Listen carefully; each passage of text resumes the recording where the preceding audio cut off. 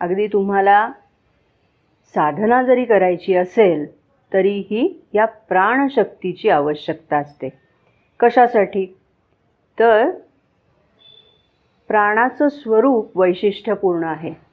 प्राणामुळे आपल्याला ऊर्जा मिळते, उत्साह मिळतो आणि त्यामुळे जर आपण साधना करत असू आणि प्राणाचं सहकार्य नसेल तर ती साधना एक प्रकारे यांत्रिक स्वरूपाची असते. त्याच्यामध्ये उत्साह, चैतन्य, असा जोम किंवा जिवंतपणा आढळत नाही.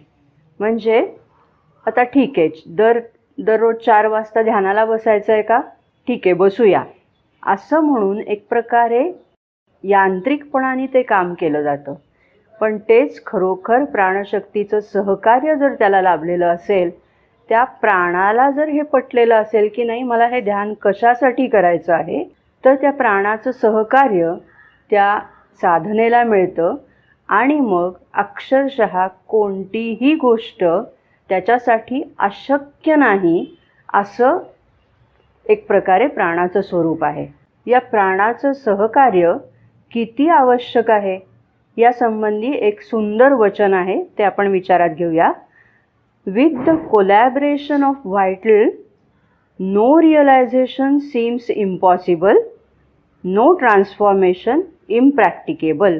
प्राणाचं सहकार्य जर असेल तर कोणताही साक्षात्कार हा अशक्य आहे असं वाटणार नाही.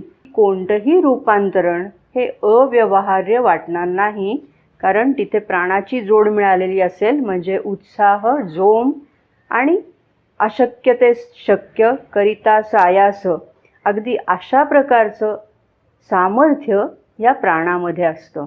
त्यामुळे हा प्राण साधनेसाठी सुद्धा अतिशय आवश्यक असतो असं श्री अरविंदांनी इथे म्हटलेलं आहे.